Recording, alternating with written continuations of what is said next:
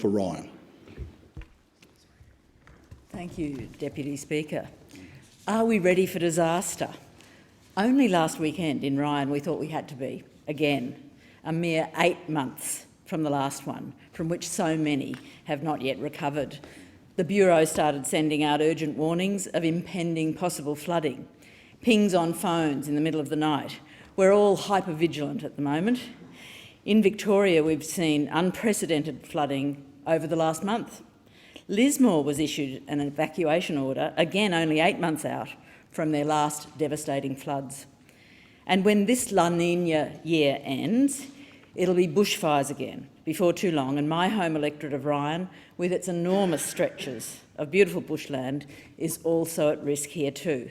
Climate change is here, it's getting worse, and we have to be ready.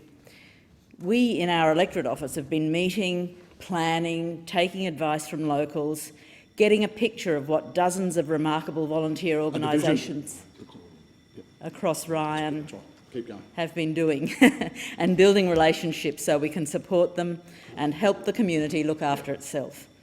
And that's how we see it. We see our role as using the resources of our office and our vast network of Greens volunteers, not to replace the work of these groups, but to complement and to support them. In fact, one of the most encouraging things I've found since beginning this work is getting to understand the depth and breadth of community action in this area. It's actually quite astounding how many amazing groups there are doing this work. We have the Moggill Bellbowrie community-led emergency disaster recovery group who are doing incredible disaster preparedness planning for the Moggill Bellbowrie Anstead area, coordinating resources, communication, crisis accommodation. We have the 4069-4070 action group, building community in their areas, pushing for community-led solutions to things like the isolation of the Moggill Bellbowrie area during floods. There's SOWN, Save Our Waterways now, keeping creeks and waterways healthy and flowing by removing rubbish and weeds and revegetating. We recently met the amazing team at Brookfield Rural Fire Brigade, a volunteer-run organisation protecting our large area of bushland in our electorate, including hazard reduction. Other groups include the Mandalay Progress Association. I went to their festival the other day, formed after the 1974 floods, still going strong. The GAP Sustainability Initiative, pushing for a range of sustainability initiatives in their particular area, including energy security. Meals on Wheels, who fed so many people in need during the February floods. Briswest Connect, Transition Town. There are great environmental groups like the Wilderness Society, Moggill Creek Catchment Group, Cubbulawitten Catchment Group. We've got social assistance groups like the Indooroopilly Uniting Church Refugee Hub, who look after some of the most vulnerable. Pick-a-Bean Community Services, Lions and Rotary Clubs, women's groups, the list goes on and on. This is just a sample of the extraordinary community initiatives across Ryan. There are so many more and new ones forming all the time. Great volunteer-led groups doing essential work. In fact, 45 very worthy Ryan volunteer-led groups applied for grants recently, and we were very happy to be able to award 23 of them. I really feel that all these groups are the sort of social infrastructure of Ryan, and they're what gets our community through when disaster strikes. I also recently had the really good fortune of meeting the incredible group of people behind Sweltering Cities, doing excellent work, fighting to climate-proof Western Sydney, a great example of the type of community initiative happening all across Australia. But as amazing as all these groups are, just rolling up their sleeves, putting on the gumboots, getting out the generators, organising sandbags, food shelter cleanups, proactively creating more sustainable and resilient neighbourhoods, they need real support. And to do that, they need funding, and that funding needs to focus on preparedness, not just clean-up after-the-fact assistance. This bill does propose to repurpose the existing Emergency Response Fund to focus on disaster mitigation and risk reduction, on building resilience and preparing for future natural disasters. This is welcome. But there is one problem: there's no more money in the fund. It's just shifting the same amount of money from before, from disaster recovery to disaster preparedness. Anyone living in my electorate of Ryan or in places like Lismore or Melbourne, in fact, will tell you we need an overall increase in the funding for dealing with disasters. Anyone who lost their houses or who choked through the 2019 bushfires will tell you the same thing. This new Disaster Readiness Fund is only $200 million a year for the whole country. I'm sorry, but that just doesn't cut it. Whole cities and suburbs need major redesigns of infrastructure, planning and development to prepare for the increased extreme weather events that are being driven by climate change. Emergency accommodation, escape routes, buying back properties on floodplains, building new evacuation centres, retrofitting homes to deal with heat waves, creating new fire breaks, restoring creekways and developing new drainage systems. All of this is going to cost into the tens or hundreds of billions. So this has to be seen as an investment in the future, any expenditure here. And the Insurance Council of Australia has said that we need to spend $30 billion in large-scale coastal investment over the next 50 years. So that's $600 million a year, every year, just to protect against storm surges, erosion and sea level rise. Bring it back home to what this means to my electorate of Ryan. We have an entire section of the electorate that gets totally cut off from the rest of the city in floods. This is the Moggill-Bellbowrie area.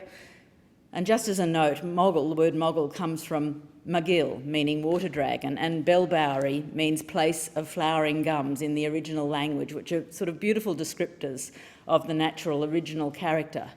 These days it's an area of high population with limited social infrastructure, relying on one road in and out, and that's Moggill Road, which is cut off by floodwater at more than 3 points when it floods. So while the locals are doing that incredible job coordinating and looking after each other, they shouldn't be cut off in the first place. What many locals are calling for is very reasonable: a bridge from Bellbowrie across the river to Wakehole or River Hills, a bridge that would operate for buses, cyclists and pedestrians in normal times, but during emergencies would function as an escape route from both floods and fires and a way to get crucial supplies to support the area. This is a really good example of essential, urgent disaster readiness infrastructure, I think.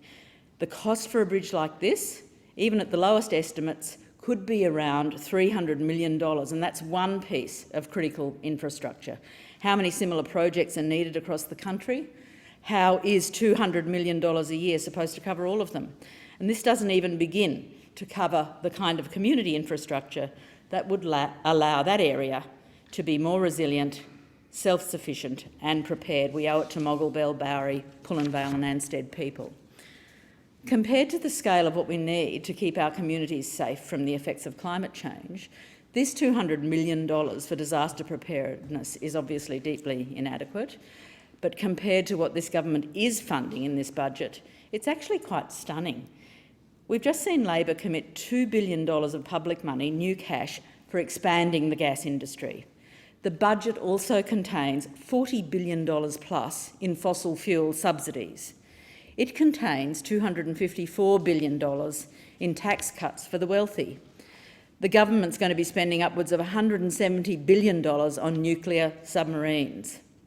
Even just highway upgrades will cost this budget billions each year, but only $200 million a year for preparing for disasters that threaten Australians' lives and livelihoods and the economy.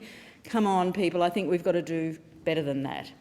So when the Minister introduced this bill, she said that the management of climate change and its impacts was, and I quote, one of the most important issues that faces our country. If that's the case, why does it rank so desperately low in the government's spending priorities?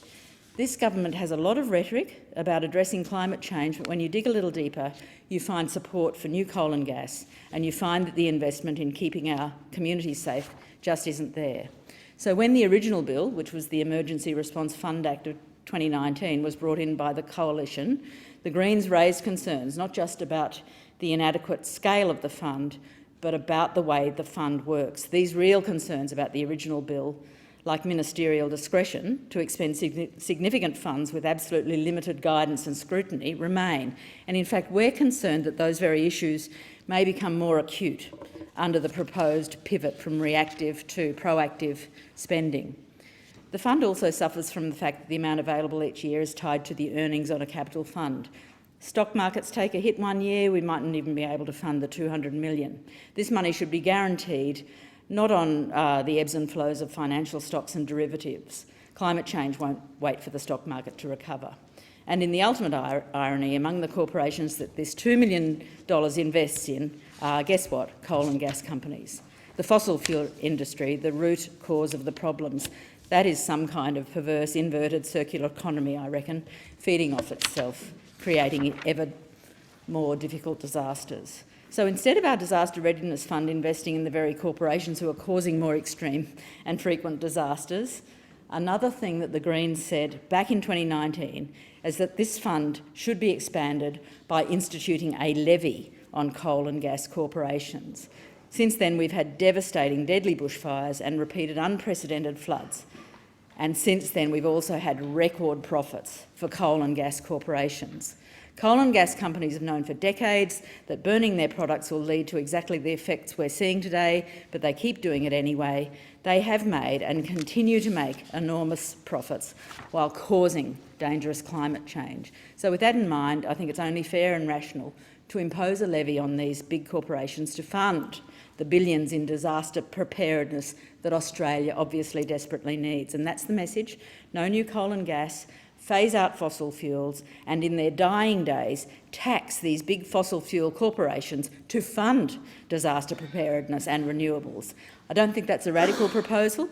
The radical proposal is that we can keep tinkering around the edges when the effects of climate change are bearing down on us, devastating our communities with predictable regularity. Thank you.